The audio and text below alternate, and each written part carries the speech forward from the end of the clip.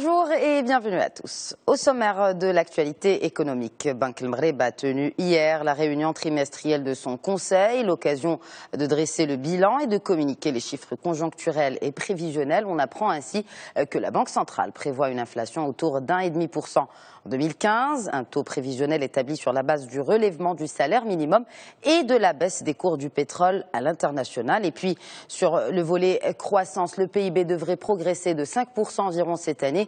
On cause une méga performance du secteur agricole dont la croissance devrait avoisiner les 15%, toujours selon Banque El Maghreb. Enfin, et sans grande surprise, la Banque centrale maintient son taux directeur inchangé, soit à 2,5%.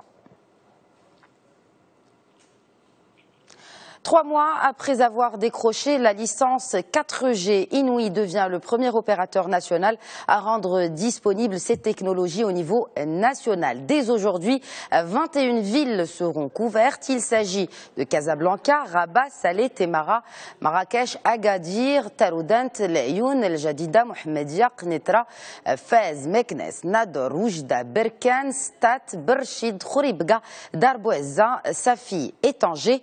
Quelques 800 opérateurs ont été répartis sur ces villes afin d'assister les clients inouïs à mieux comprendre et donc utiliser cette 4G. Il faudra toutefois changer de puce pour bénéficier de cette technologie de 4e génération de réseau mobile et se munir aussi d'un téléphone compatible avec la 4G. La 4G signifie la fin d'attente interminable pour accéder aux vidéos, aux jeux ou encore à la télévision sur Internet. Ce réseau est vraiment fait pour tous les Marocains. Alors, on va être innovatif, on va démocratiser le large bande, on va offrir la 4G au prix de la 3G pour l'ensemble de nos clients, que ce soit des clients entreprises, des clients particuliers, des clients à carte ou des clients avec abonnement. Et ce, dès le 17. Le service Inouï va être ouvert sur l'ensemble du territoire, c'est-à-dire que nous allons vraiment démocratiser. Qu'on soit à Laayoune, qu'on soit à Tanger, qu'on soit à Casablanca ou à Rabat, à Fès, l'ensemble des Marocains vont pouvoir participer à cette nouvelle expérience qu'est la 4G. Cette expérience permet d'avoir un débit beaucoup plus rapide et un grand confort d'utilisation. On pourra voir ses films en streaming et surtout on pourra aller plus vite quand on voudra poster des images, de la vidéo. Moody's, confiante sur la santé financière des dépôts bancaires de la BMCE Bank, l'agence de notation relève aussi les perspectives de la banque de négative à stable. Ce relèvement traduit la stabilisation de l'environnement opérationnel au Maroc. Il reflète aussi l'amélioration de la qualité des actifs en Afrique subsaharienne.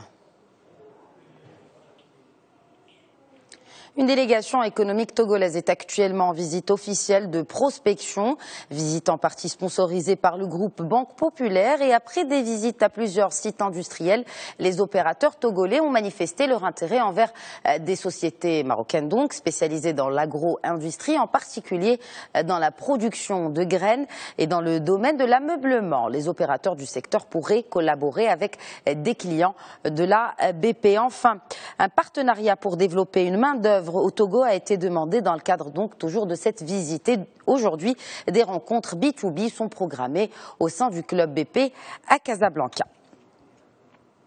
100 millions de dirhams, c'est le montant de l'accord signé entre l'Agence japonaise de coopération internationale et le ministère de l'Agriculture et de la Pêche. Ce don est destiné à financer un centre de recherche en aquaculture de mollusques. Il comprend aussi un site de production de fruits de mer. Le soutien japonais comprend également le suivi et l'octroi de matériel nécessaire à la recherche technologique sur l'aquaculture à Tétouan. Voilà donc pour l'essentiel de l'actualité économique. Je vous souhaite une excellente journée à toutes et à tous.